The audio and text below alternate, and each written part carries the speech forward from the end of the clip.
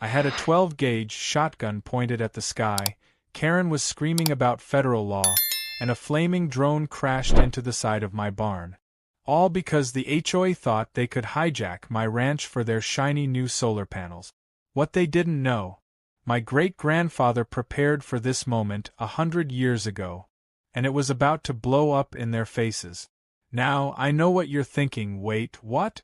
How do you even pull that off legally? And how does she not notice? That's the best part. Karen didn't notice because, like most self-declared suburban tyrants with a law degree from Facebook and a God complex fed by HOA bylaws, she assumed everyone outside her picket-fenced kingdom was just another hick with a shotgun and a cow named Betsy. Which, to be fair, is only half true. My shotgun is named Loretta, and I haven't had a cow named Betsy since the late 90s. But what I do have is 140 acres of legally protected, strategically defended, and hilariously underestimated family land, and a whole lot of time.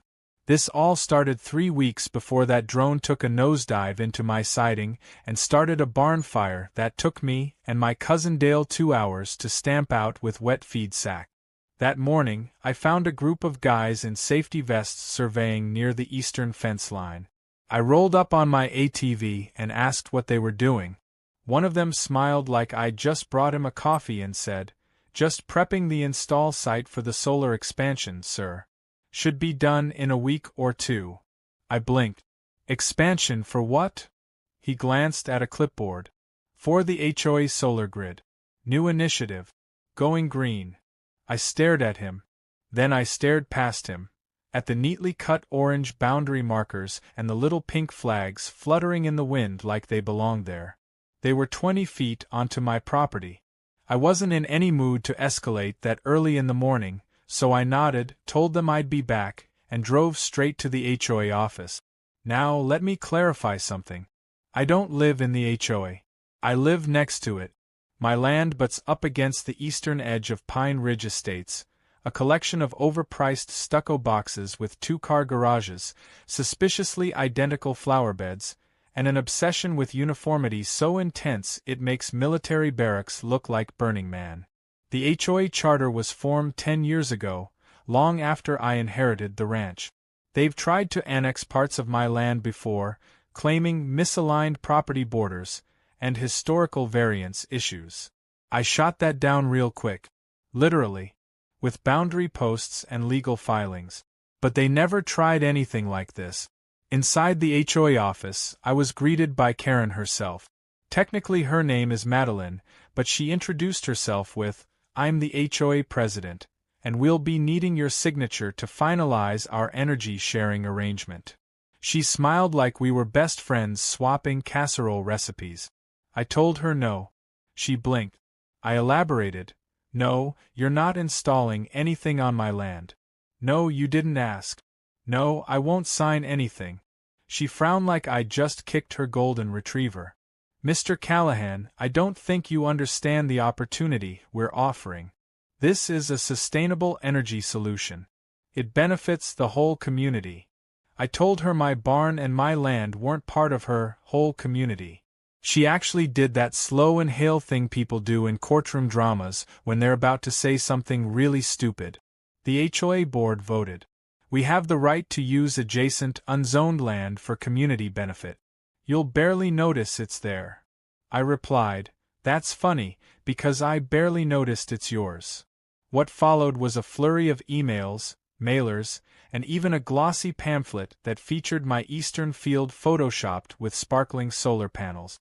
They mailed it to every house in Pine Ridge and posted it on the HOA's Facebook group, which I was kindly not invited to. They were holding informational sessions and taking selfies in front of future solar innovation zones that were actually my hayfield. At first, I laughed. But then they started bringing in equipment. Trucks, cement posts, wiring. They installed junction boxes inside my fence line. That's when I stopped laughing. I sent an official cease and desist letter through my lawyer, Donna. She's 73, wears floral blouses, and once threatened to sue the city when they repaved her street without notice. Karen ignored it. Instead, she began sending her little drone over my ranch every morning and evening. At first, I figured it was just a hobby, until I noticed it hovering over my barns, dipping close to the livestock pens, even peeking through windows. That's when I checked the HOA Facebook group using a burner account and found her post, monitoring ongoing encroachments and animal safety hazards. Video documentation in progress. That little flying narc had to go. So that's how we ended up at the moment I had Loretta aimed skyward. The drone buzzed low, barely 20 feet above my driveway, and Karen stood on the other side of the property line, phone in hand, filming. She was shouting about airspace rights and federal regulations. I smiled, waved, and blew that drone out of the sky like it was a clay pigeon. It sparked, spun, and nose-dived into the barn wall with a satisfying crunch and a puff of smoke. Karen screamed like I'd just shot her dog. I turned and walked back to my porch like it was just another Wednesday morning. Of course, she called the FAA. I called my lawyer. What Karen didn't realize, and here's the real kicker, is that her drone had broken at least 3 state-level drone privacy laws, crossed over livestock zones protected by agricultural safety regulations, and had been flying under 50 feet for days. I had footage, timestamps, and a very irritated alpaca named Leroy to prove it. The FAA was surprisingly interested. But not in me. No, they asked me to send over the drone footage, then politely informed me Karen was under investigation for multiple violations. Her perfect little HOA resume just got a big red flag. Now, here's where things start getting spicy. After the drone was downed, and Karen had sufficiently screeched her lungs raw about personal violations and impending arrests, I decided it was time to dig a little deeper. I headed to the far east end of the ranch, just past the creek bed. That's where the land survey markers had first popped up, and where my granddad used to say, "If anyone ever tries to steal from us, check the iron." I always thought he meant a gun. Turns out he meant something else entirely. I spent an hour with a metal detector, digging through dirt and weeds, and there it was, half buried, rusted, and still anchored in stone, a cast-iron plaque older than the state highway. I brushed off the grime and read the inscription. And that's when I realized. Karen and her HOA hadn't just crossed a line, they'd triggered a legal trap that had been waiting for over a century. The plaque was barely legible at first, its surface worn from a century of weather and mud, but after a little water and elbow grease, the words became clear. What I held wasn't just an old property marker. It was a legal statement chiseled into iron, the kind of thing my great-grandfather would have considered a final word in a land dispute. Dated 1923, the inscription outlined the terms of a private land covenant filed with the county. Any construction, permanent or semi-permanent, installed on the eastern perimeter of the Callahan Ranch without written consent from the property holder would trigger automatic forfeiture proceedings under the agreement, rendering the construction, and the land beneath it, subject to claim by the Callahan family. It even named the survey coordinates and made specific reference to easement law. I laughed so hard I scared a squirrel off the fence post. You see, my great-grandfather was a mean old buzzard with a talent for whiskey and a hatred for people who thought a suit gave them the right to take what they wanted. According to family lore, he once sued a railroad company for cutting across his fields without notice. They settled and gave him not only money but the right to file his own covenant. He did it out of spite, never thinking it would come in handy. And yet, here we were, almost exactly 100 years later, and some HOA president with a superiority complex had walked directly into it. I called Donna, my lawyer, and read her the whole plaque word for word. She told me to stay put and drove over herself with a magnifying glass, legal pad, and a pair of floral gardening gloves. We spent the next 3 hours pulling up county records, and sure enough, there it was. A copy of the original covenant, filed and stamped in the dusty old archives of the courthouse. Not only was it valid, it had never been challenged or rescinded.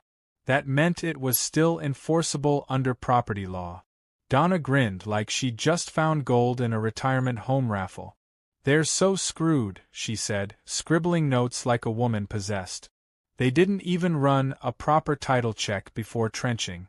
Classic HOA move. Lazy and arrogant." I nodded, still stunned by the sheer pettiness of my own bloodline. "So what now?" I asked. She didn't even look up. "We send them a registered letter. Certified. Let them hang themselves a little more while we prep for full forfeiture." The next day, the HOA got their first letter. I imagined Karen opening it while sipping her oat milk latte, expecting maybe a noise complaint or a request to remove a wind chime.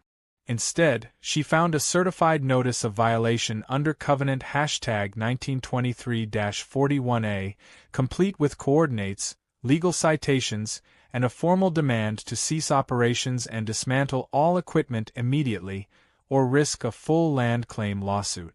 That should have been the moment she backed down. But of course this was Karen. Backing down wasn't in her vocabulary. Instead, she posted a fiery screed in the HOA newsletter accusing me of rural bullying, anti-progress sentiment, and weaponizing outdated legal documents to undermine community wellness. My favorite part was the phrase, "rogue landowner with a vendetta against solar energy." Donna laughed so hard she nearly dropped her tea. She told me not to worry. Karen was just making noise to save face. "Let her dig," she said. "The deeper the hole, the more dirt we'll have to bury her case." And dig she did. That week, the HOA board doubled down. They sent in more workers, brought in more panels, started trenching even further into the soil. I made sure to film every second of it from multiple angles. Even Leroy the alpaca got roped into the operation. I strapped a GoPro to his halter and let him roam the edge of the grid while eating weed. Best footage I've ever seen. They ignored every warning, every notice.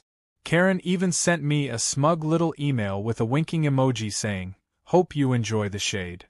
Then came the drone. Again. After I shot the first one down, you'd think she'd get the message. But no. Karen bought another one. Bigger, fancier, with a camera that could probably see through walls, and sent it buzzing over my ranch like an angry wasp. This time, I didn't shoot it. I waved. Because this time, I wanted the footage. I had already set up a wide-angle security cam on my roof and another one by the barn. I caught the drone flying under the 50-foot limit, weaving near the house, dipping close to the horses. All of it time-stamped, all of it saved. Karen was digging her grave with every paranoid little flight. When the FAA called me back, their investigator didn't even sound surprised. Drone violations in residential areas were common, but flying it repeatedly over private property without consent and filming livestock and humans? That crossed multiple lines. Especially in an agricultural zone. Karen had violated not only state drone privacy laws but federal aviation regulation, and she'd posted the footage publicly on her Facebook page with hashtags like #HOAStrong and #ThisLandIsOurLand. That part made the FAA guy laugh. He told me she might be looking at fines, license revocation, and possible criminal charges depending on how the investigation went. I thanked him politely and hung up, already picturing Karen in court trying to explain how a drone, accidentally, filmed my niece sunbathing on the porch. But the cherry on top came the following day. I received a letter from the HOA, not from Karen, but from the board. Apparently, several members were starting to question her leadership. The solar grid had gone wildly over budget, neighbors were complaining about the noise, and now the HOA was facing a potential lawsuit over land violations. The letter was trying to be diplomatic, asking if I'd be open to a community resolution. I framed it and hung it in the barn bathroom. That same evening, just as I was fixing a leak in the chicken coop roof, I noticed something odd: new workers arriving. But they weren't with the solar crew. These guys were from a surveying company. I watched from behind the woodpile as they walked the trench lines with scanners and tripods, marking something in chalk. Then I heard one of them on the phone. "Yeah, it's definitely beyond the boundary. That's a problem." That's when I realized the HOA might have just figured out how badly they'd screwed up. It wasn't just about the solar panels anymore. It wasn't even about the drone or Karen's nonsense Facebook crusade. They'd installed infrastructure, wiring, cement posts, trench work, deep into land they didn't own. Land that my family had legally locked up tighter than Fort Knox since the Great Depression. And under the covenant law, that meant more than just removing their toys. It meant damages. It meant restitution. It meant that everything they built could now legally become mine. I watched the surveyors pack up, one of them shaking his head and muttering something about lawsuit. I couldn't help but grin. Karen had declared war with a drone and a delusion of power.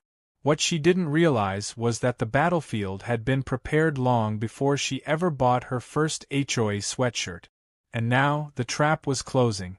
I didn't just have the law on my side, I had history. I had documentation.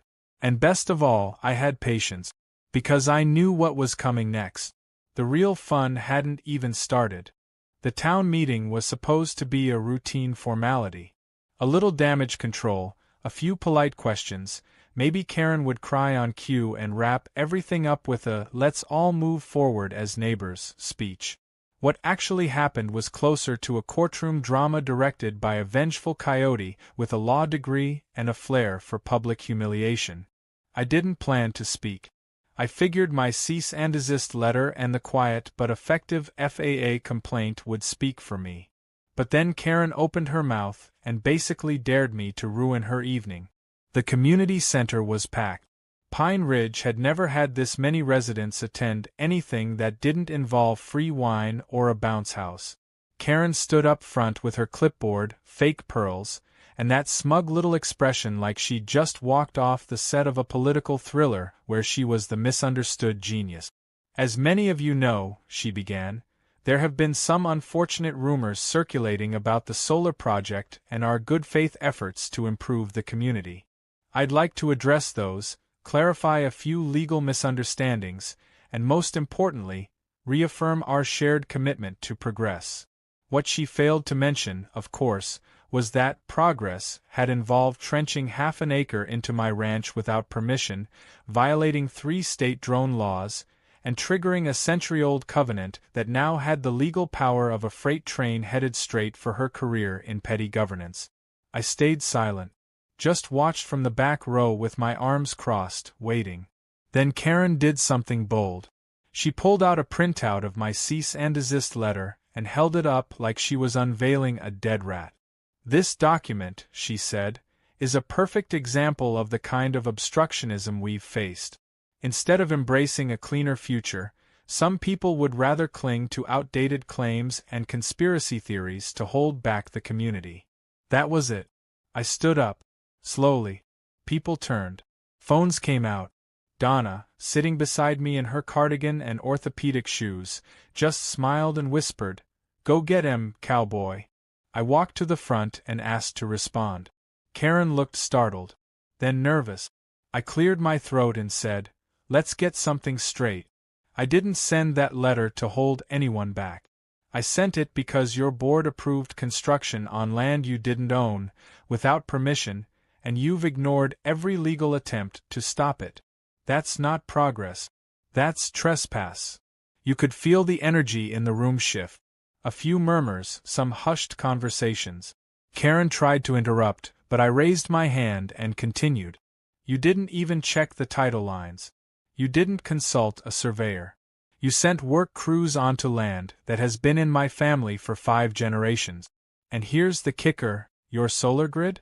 It's now built directly over a land covenant filed in 1923, which states that any unauthorized construction on my eastern boundary defaults to my family's ownership. That's not a conspiracy theory. That's law." Someone from the back shouted, "Is that true?" Another person added, "She never mentioned any of that in the last meeting." Karen's face flushed red, her mouth opening and closing like a trout trying to recite the Constitution. "That covenant is ancient," she said weakly. "There's no way it's enforceable." I pulled a copy of the county filing from my coat and held it up. filed, stamped, and untouched since the day it was created. Your project violated every clause. And under that agreement, I now have the right to claim everything built within those boundaries, including the solar panels, trench work, and any structures. In other words, you gifted me free infrastructure. The silence that followed was the kind of silence people usually reserve for the moment after a magician saws someone in half. A few residents looked at each other in shock. One elderly man whispered something to his wife, and she nodded grimly. A woman in a tracksuit with 3 Yorkie stickers on her phone stood up and asked, "Karen, is this true?" Karen fumbled, said something about pending legal review and community priorities, but it was too late. The room had turned. By the time I walked back to my seat, half the board looked like they were planning an escape route. The next morning, things got worse, for Karen anyway. Someone leaked my speech. It hit the Pine Ridge Facebook group first, then made it to the local subreddit. The footage of Karen holding my letter and calling it obstructionist was especially popular, particularly when paired with the clip of me calmly outlining her legal disaster like I was narrating a true crime documentary. The comments were vicious. My personal favorite: "Can't believe we let this woman organize the Christmas fair if she can't read a property line." Within days, I started getting messages from HOA residents, people I'd never met, offering apologies, asking questions, or trying to figure out how to get their dues refunded. Apparently, the solar project had been sold as a zero-cost community improvement, but now everyone realized they might be on the hook for damages. One guy emailed me asking if I could recommend a good lawyer. I forwarded him Donna's number. Karen, on the other hand, doubled down again. She issued a public statement blaming a coordinated smear campaign led by an anti-environmentalist landowner and claimed she had evidence of harassment. That evidence turned out to be the footage of me waving at her drone. Ironically, that same footage was now in the hands of the FAA, who contacted me again asking for an official statement as part of their investigation. They were also very interested in the footage from my barn cams, especially the part where the drone hovered 10 feet above my niece, who was reading a book in a lawn chair. That, apparently, crossed another legal line: child privacy. At that point, Karen didn't just have civil lawsuits to worry about, she might be facing criminal charges. The HOA board tried to quietly hold a vote of no confidence, but Karen caught wind of it and tried to preempt them with a letter declaring she would temporarily step down due to the emotional toll of constant attacks. Nobody bought it. The board voted anyway. 3 days later, I got a call from one of the members, a guy named Dennis who always looked like he was trying to remember where he left his keys. He told me, very sheepishly, that Karen had been officially removed and that the board wanted to meet with me in good faith. I told him I'd think about it, because at that point I was already talking to Donna about damages. The original covenant didn't just give us forfeiture rights, it gave us the ability to claim losses, legal fees, and restoration costs. That solar grid wasn't just an eyesore anymore. It was $1 million liability. I had done the math, and if things continued in my favor, I could potentially walk away with full ownership of the installation, financial restitution, and the satisfaction of watching Karen's legacy dissolve like sugar in the rain. But just when I thought things had reached peak ridiculous, a new twist dropped into my lap. A county assessor, one of the ones involved in the recent land survey Karen had quietly ordered, called me to confirm boundary adjustments for the grid. Confused, I asked why they were confirming anything. The guy sounded nervous. Because someone from the HOA filed a form requesting a zoning variance for that land. Claimed it was HOA-owned communal property. Said it had been donated. My blood ran cold. That wasn't just a lie. That was fraud. Karen had submitted falsified documents to the county, claiming my land had been transferred. She didn't just overstep. She tried to erase me from the records entirely. I thanked the assessor and hung up. The meeting, the FAA, the lawsuit, those were just the warm-up acts. Karen had crossed a line no spreadsheet or HOA clause could fix. And now I was done playing defense. The thing about a trap is, it only works if the other side doesn't see it coming. And Karen had been so blinded by her own imagined authority that she didn't just step into the trap, she did a full swan dive with fireworks and a marching band. I could have stopped her earlier.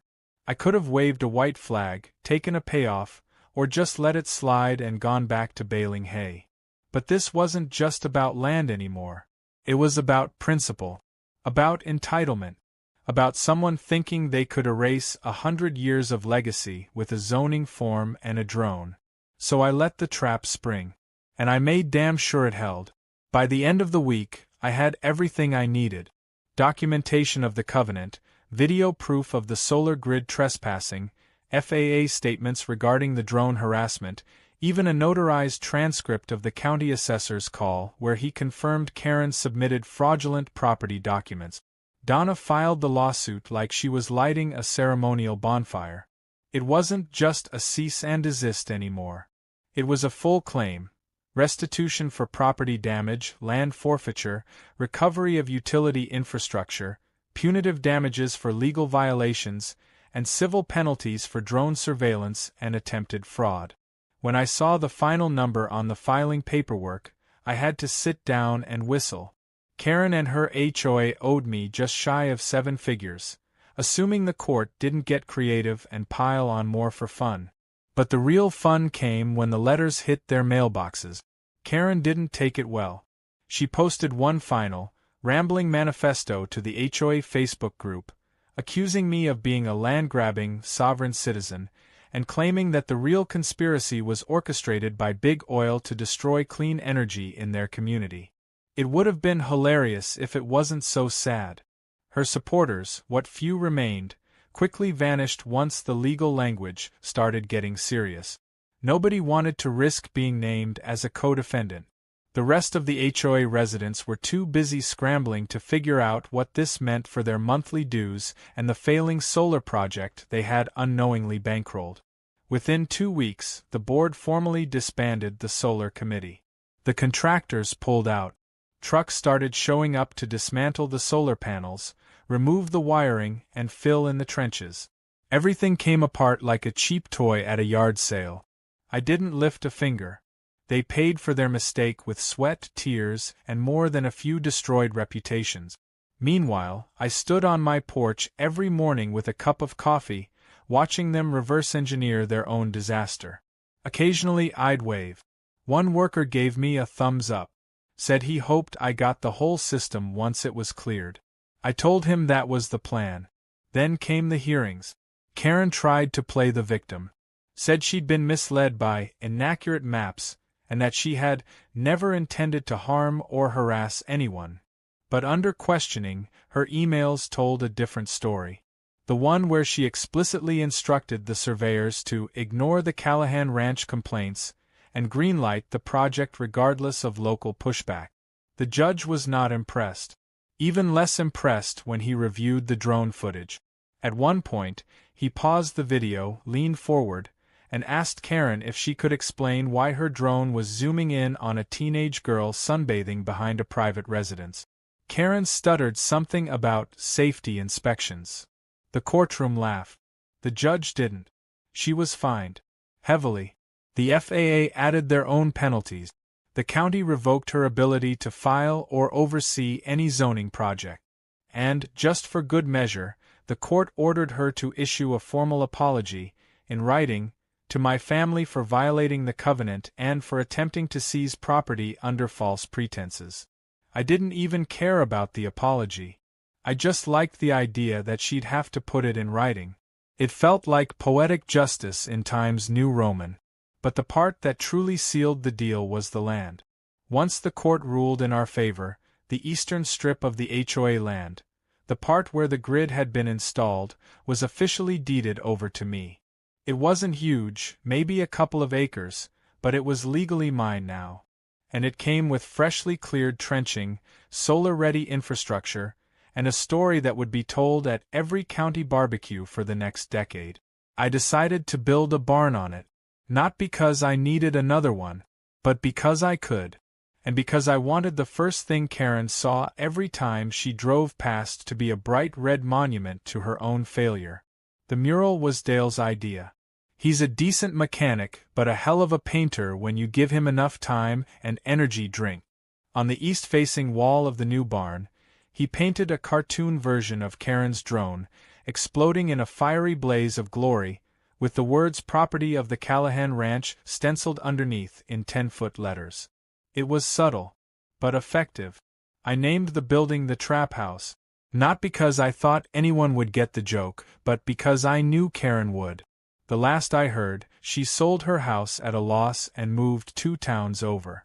Word has it she's trying to join another HOA board, but her reputation precedes her. A few neighbors reached out to thank me. One even brought a homemade pie. Said the whole mess had made them realize how toxic the HOA had become. Some even talked about voting to dissolve it entirely. I told them that was their business. I'd done my part. I had my land, my barn, and the last word. As for the solar panels, Donna found a way for me to claim them through a legal salvage clause. I contacted a local co-op, got the wiring reconfigured, and set them up to power the new barn, part of my main house, and even sell a little extra back to the grid. Irony tasted better when it came with a government rebate and lower electric bills. The final scene played out on a windy Tuesday. I was sitting on the porch again, this time with Donna. She had her knitting needles out and was working on a scarf that looked like it was strangling a raccoon. We watched as the last of the grid workers drove away, leaving behind nothing but fresh soil, a new fence line, and my shiny new solar panels glinting in the sun. She looked over at me and said, "You could have just yelled at them, you know." I sipped my coffee and nodded. Sure. But where's the fun in that?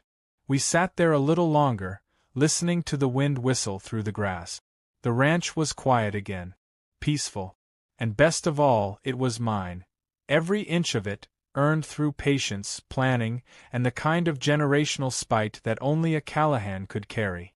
They thought they were building a monument to progress. But all they did was trigger a 100-year-old reminder that some land doesn't take kindly to being claimed. And some families don't forget.